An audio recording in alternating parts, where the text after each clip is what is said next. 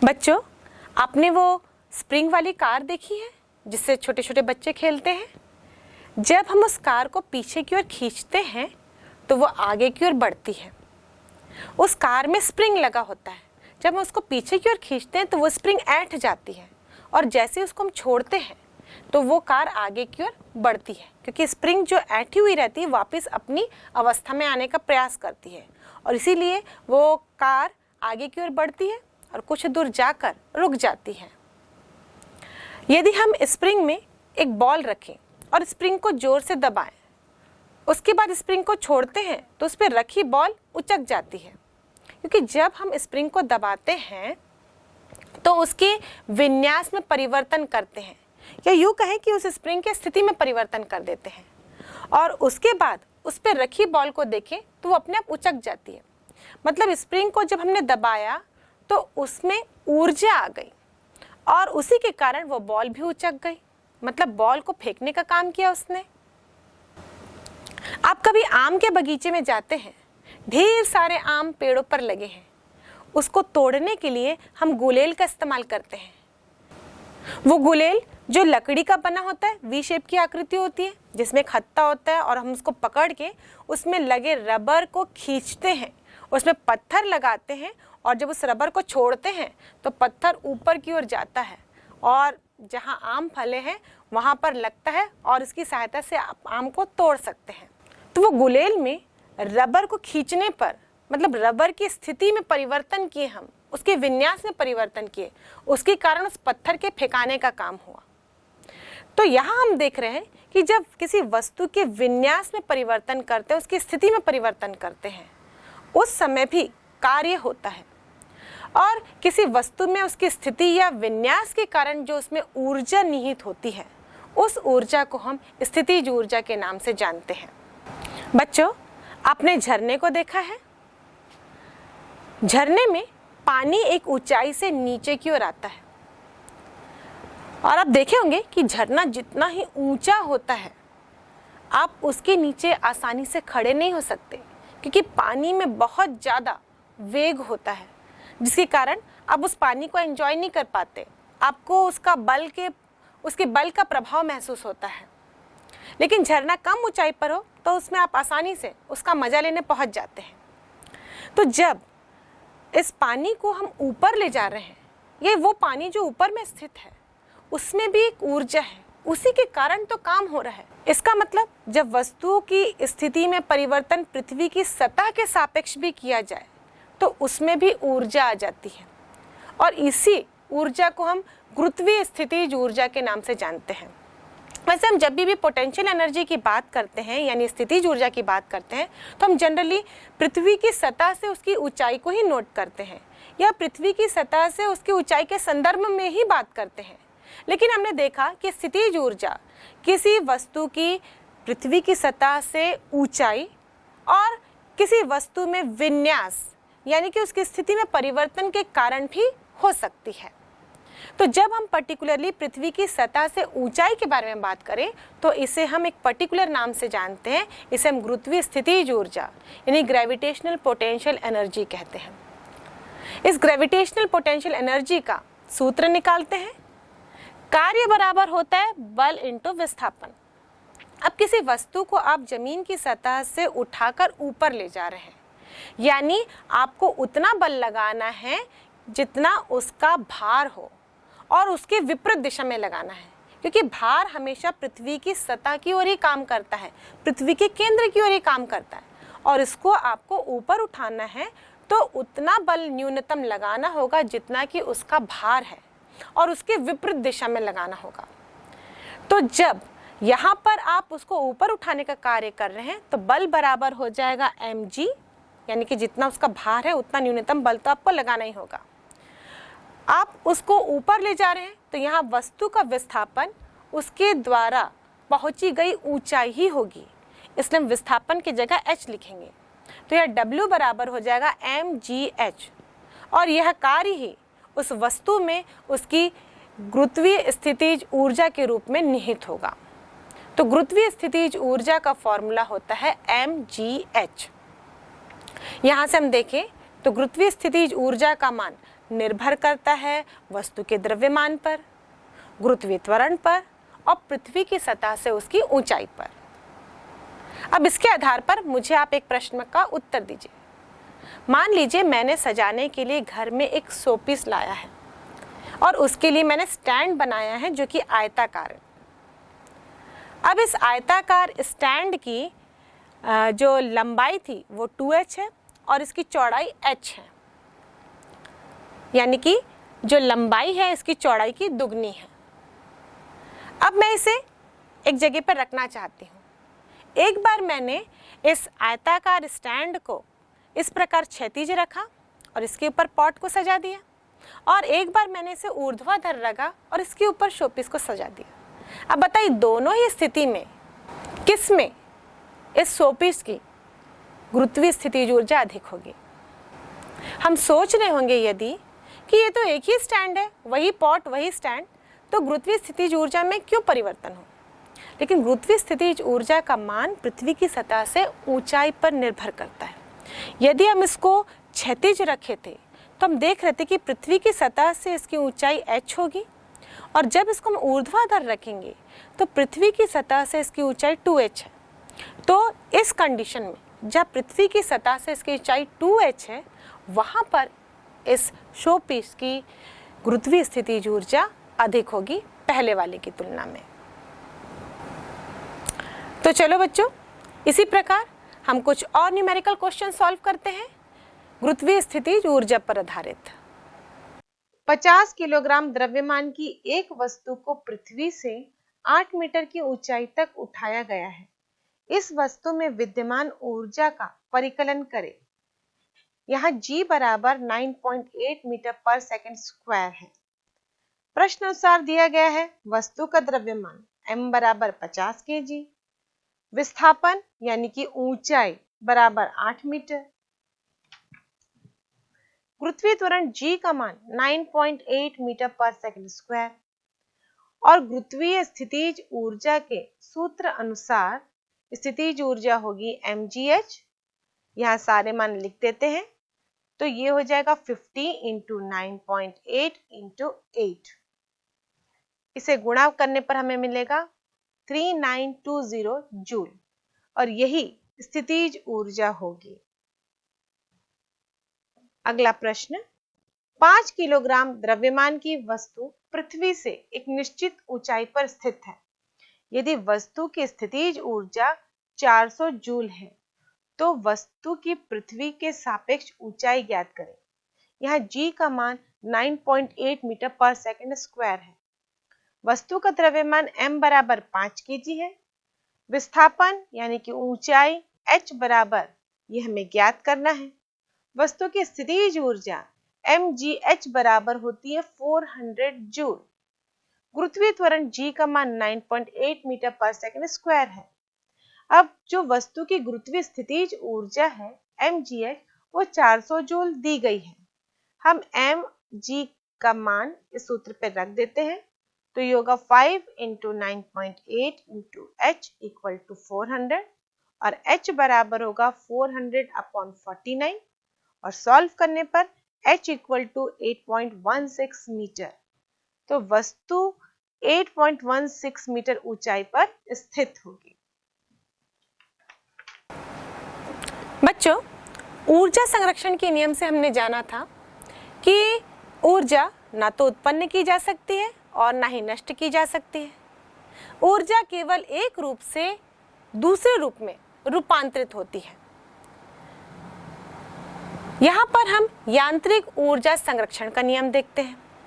यांत्रिक ऊर्जा दो प्रकार की होती है, गतिज ऊर्जा और स्थितिज ऊर्जा। तो यांत्रिक ऊर्जा संरक्षण के नियम से गतिज ऊर्जा स्थितिज ऊर्जा में और स्थितिज ऊर्जा गतिज ऊर्जा में रूपांतरित हो सकती है। या यूं कहें, किसी भी वस्तु की जब स्थिति में परिवर्तन होता है गति के साथ साथ, तो हम यूं कह सकते हैं कि उसकी गतिज ऊर्जा और स्थितिज ऊर्जा का कुल योग हमेशा नियत होता है, वो यांत्रिक ऊर्जा के बराबर ही होगा। किसी स्थिति में हम देखें तो स्थितिज ऊर्जा अधिक होगी, कहीं देखें गतिज ऊर्जा अधिक होगी, लेकिन जब दोनों का योग करें हम तो वो एक नियत राशि ही होगी। या यूं कहें कि कुल यांत्रिक ऊर्जा नियत ही होगी। मान लीजिए हम एक वस्तु को पृथ्वी की सतह से उठाकर ऊपर ले जाते हैं h ऊंचाई तक। हम इसको पृथ्वी की सतह से उठाकर ऊपर ले जा रहे हैं, मतलब जो कार्य किया गया है वो इस वस्तु में इसकी गुरुत्वीय स्थितिज ऊर्जा के रूप में निहित होगी, संचित हो जाएगी। और गुरुत्वीय स्थितिज ऊर्जा का फॉर्मूला होता है mgh। तो इस पोजीशन पर, हाईएस्ट पोजीशन पर, ऊंचाई पर इस वस्तु की पोटेंशियल एनर्जी अधिकतम होगी। ये वस्तु इस ऊंचाई पर स्थिर है, यहाँ पर इसका कोई वेग नहीं है, तो यहाँ पे इसकी काइनेटिक एनर्जी 0 होगी।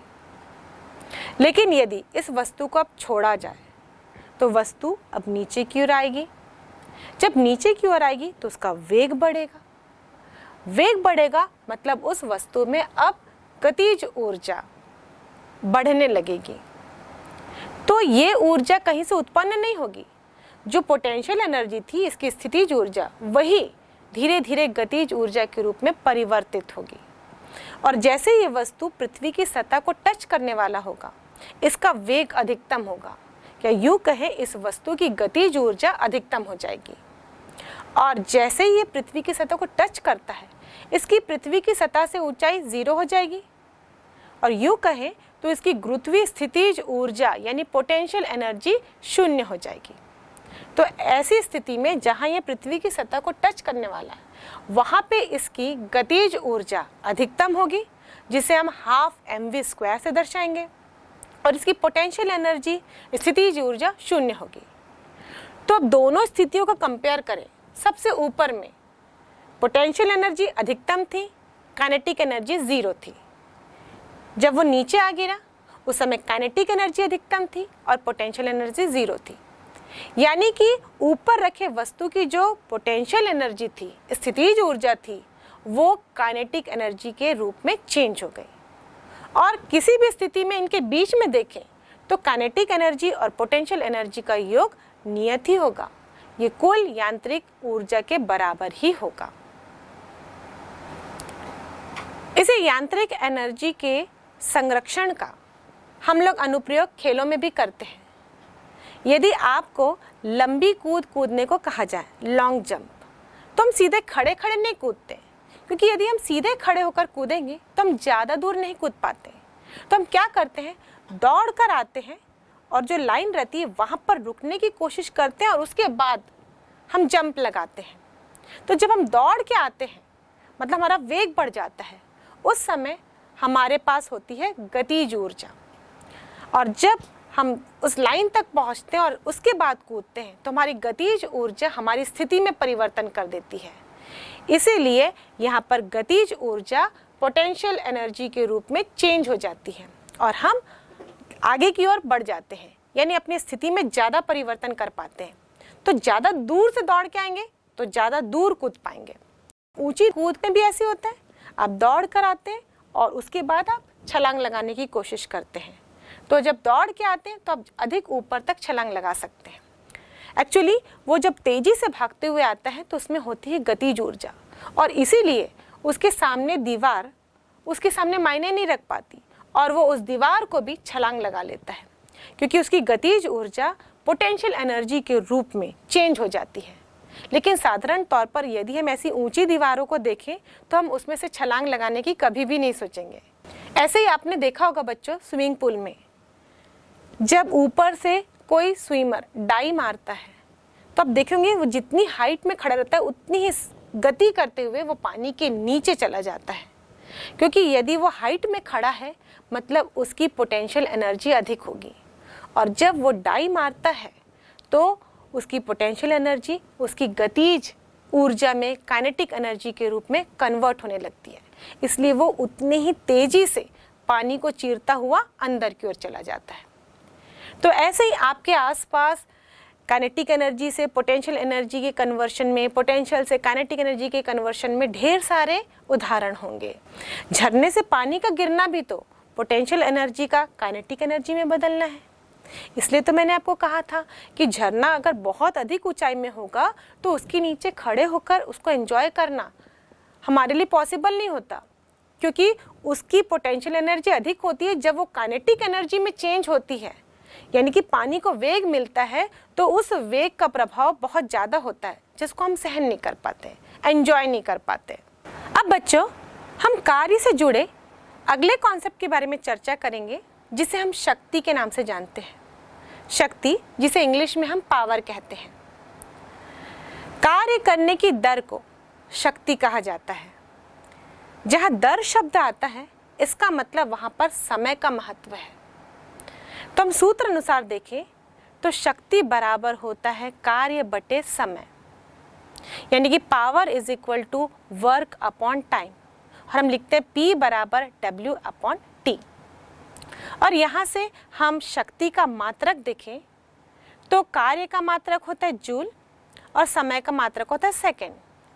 तो शक्ति का मात्रक होगा जूल प्रति सेकेंड, और जूल प्रति सेकेंड को नया नाम दिया जाता है, इसे हम वॉट कहते हैं। किसी वस्तु द्वारा यदि 1 सेकंड में 1 जूल कार्य होता है तो उस वस्तु की शक्ति 1 वॉट कहलाती है। बच्चों, जब आप बल्ब खरीदने जाते हैं और दुकानदार से कहते हैं हमें बल्ब चाहिए, तो ज़रूर वो आपसे सवाल करता होगा कितने वॉट का। कितने वॉट का मतलब वो उस बल्ब की विद्युत शक्ति के बारे में पूछना चाहता है। आपको कितनी विद्युत शक्ति वाला बल्ब चाहिए, उसका ये प्रश्न होता है। अब 20, 40, 60 जितने वॉट का मांगते हैं, फिर आपको उसके आधार पर वो बल्ब देता है। तो वॉट शब्द विद्युत शक्ति के लिए भी इस्तेमाल होता है। एक्चुअली शक्ति जहाँ पर भी इस्तेमाल होगी उसके लिए हम वॉट शब्द का प्रयोग कर सकते हैं।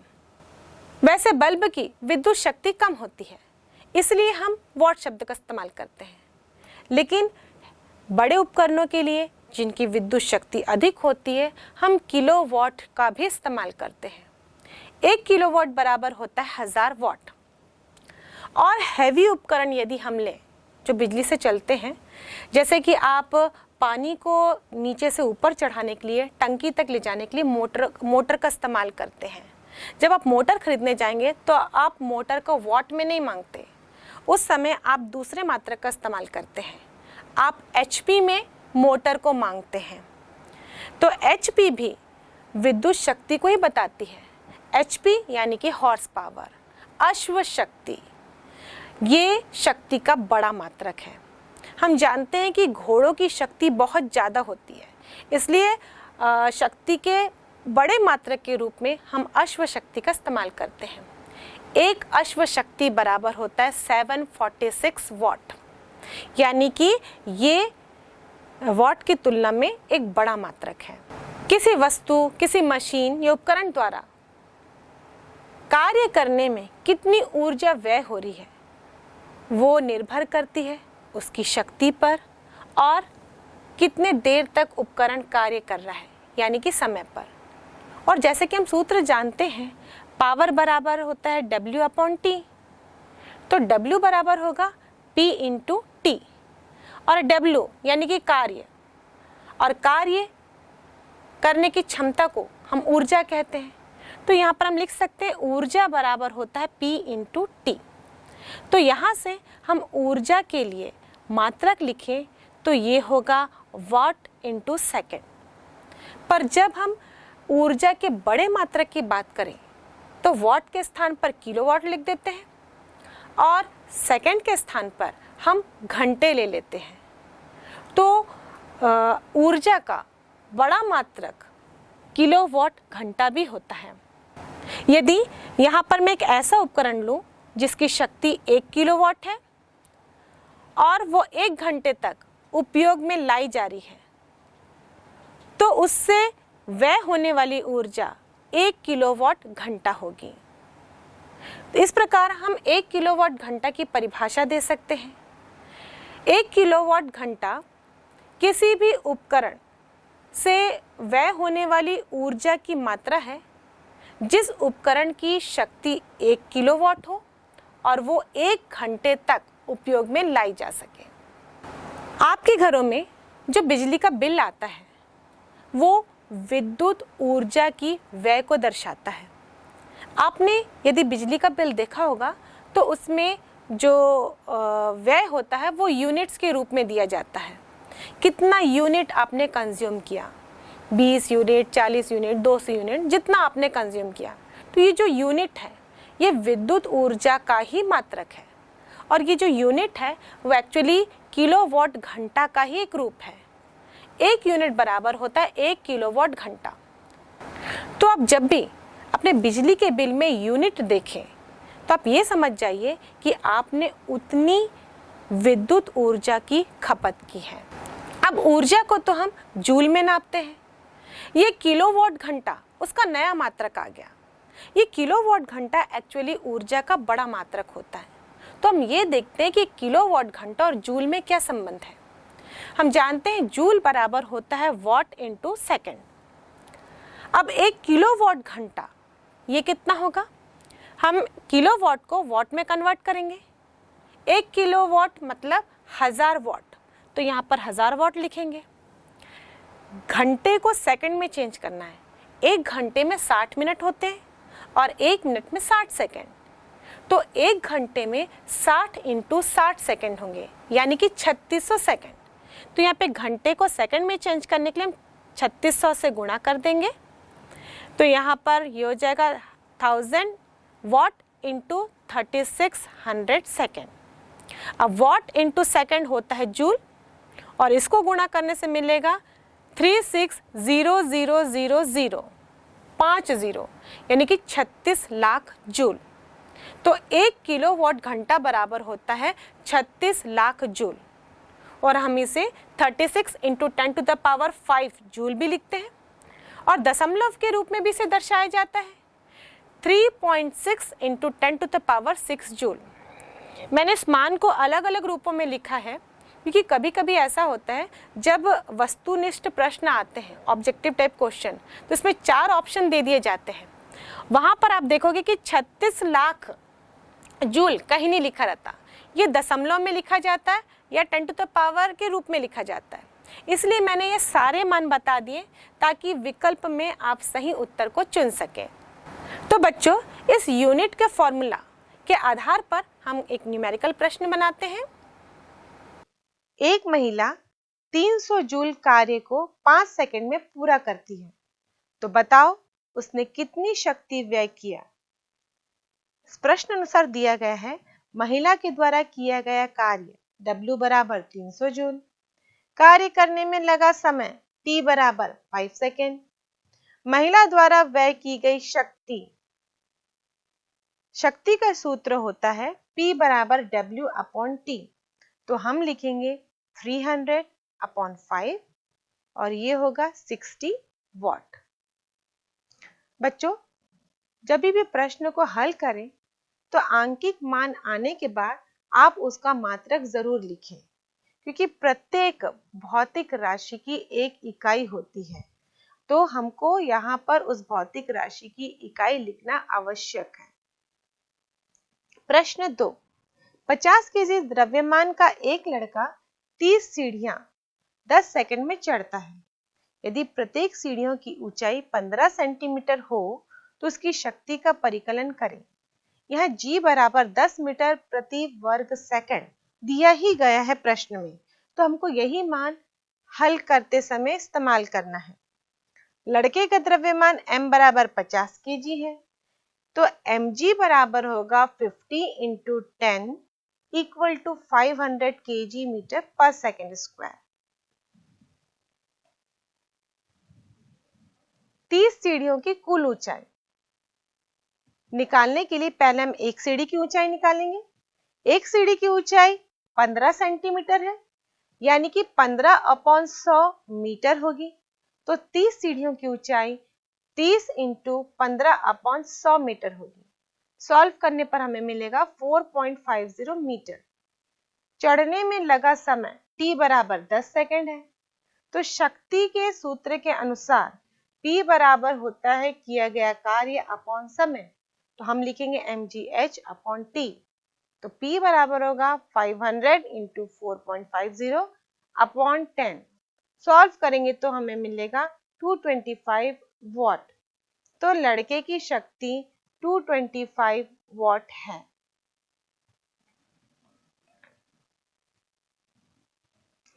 60 वाट का एक बल्ब प्रतिदिन 10 घंटे उपयोग किया जाता है। बल्ब द्वारा एक दिन में खर्च की गई ऊर्जा यूनिट का पराकलन करें। इस प्रश्न में दिया गया है विद्युत बल्ब की शक्ति 60 वाट है, यानी कि 0.06 किलोवाट। यहाँ हमने वाट को किलोवाट में कन्वर्ट किया है। वाट को किलोवाट में कन्वर्ट करने के लिए हम इसे 1000 से भाग दिए हैं और इसीलिए इसका मान हुआ है 0.06 किलोवाट। उपयोग किया गया समय 10 घंटा। प्रश्न में दिया गया है कि इस विद्युत बल्ब को 10 घंटे तक जलाया जाता है, अतः बल्ब की खर्च की गई ऊर्जा ये होगी शक्ति इंटू लिया गया समय, तो 0.06 किलोवाट इंटू 10 घंटे 10 घंटे 0.60 किलोवाट आवर। बच्चों, इस प्रश्न में विद्युत बल्ब की शक्ति वाट में दी गई थी, लेकिन हमने किलोवाट में क्यों कन्वर्ट किया था? क्योंकि हमको विद्युत ऊर्जा का मापन यूनिट में करना था और 1 यूनिट बराबर होता है 1 किलोवाट घंटा, इसलिए हमने वाट को यहाँ पर किलोवाट में कन्वर्ट किया। अगर इसमें समय सेकंड में दिया जाता तो हम उस सेकंड को घंटों में भी कन्वर्ट करते, लेकिन इस प्रश्न में डायरेक्ट घंटों में ही दिया गया था, इसलिए हमने घंटे को सीधे गुणा कर दिया और गुणा करने पर हमें मान मिला है 0.60 यूनिट। तो बल्ब द्वारा एक दिन में 0.60 यूनिट ऊर्जा की खपत होगी। ऊर्जा, एनर्जी और शक्ति यानी कि पावर, ये दोनों कार्य से जुड़े हुए ही दो कॉन्सेप्ट हैं और जनरली लोग इनमें कंफ्यूज हो जाते हैं और इनको आपस में मिक्स कर देते हैं। अभी हमने ऊर्जा और शक्ति के ऊपर इतनी चर्चा की, अब इसके आधार पर आप मुझे एक प्रश्न का उत्तर दीजिए। मान लीजिए 2 बच्चे हैं और इनको एक फिनिशिंग लाइन तक दौड़ना है, मतलब दोनों को एक फिनिशिंग लाइन को टच करने का काम दिया जा रहा है। दोनों बच्चे एक साथ दौड़ना शुरू करते हैं, लेकिन एक बच्चा फिनिशिंग लाइन में पहले पहुंचता है और दूसरा बच्चा कुछ देर बाद। अब इस स्थिति में बताइए इन दोनों में से किसकी ऊर्जा अधिक है? यदि आप सोच रहे होंगे कि जो बच्चा पहले पहुंचा उसकी ऊर्जा अधिक है, तो आप यहाँ पर गलत हैं, क्योंकि ऊर्जा कार्य करने की क्षमता होती है। यहाँ दोनों बच्चों ने वो कार्य कर लिया, दोनों बच्चे ही फिनिशिंग लाइन तक पहुंच गए। भले एक पहले पहुंचा एक बाद में पहुंचा, लेकिन दोनों ही उस फिनिशिंग लाइन तक पहुंच गए। इसका मतलब उन दोनों बच्चों में कार्य करने की क्षमता बराबर है, इसलिए दोनों की ऊर्जा सेम होगी। अब इन दोनों में से ये बताइए किसकी शक्ति अधिक होगी? जैसा कि हम सूत्र से जानते हैं कि शक्ति समय के व्युत्क्रमानुपाती होती है। कार्य करने की दर को हम शक्ति कहते हैं। इसलिए यहाँ पर जो बच्चा पहले पहुंचा, यानी कि उसने कम समय लिया उस कार्य को करने के लिए, तो उसकी शक्ति अधिक होगी, और दूसरे बच्चे ने उसी कार्य को करने के लिए अधिक समय लिया, तो उसकी शक्ति पहले वाले की तुलना में कम होगी। तो अब आप ऊर्जा और शक्ति में कंफ्यूज नहीं होंगे, क्योंकि आपने इस ऊर्जा और शक्ति के कॉन्सेप्ट को अच्छी तरह से समझ लिया है।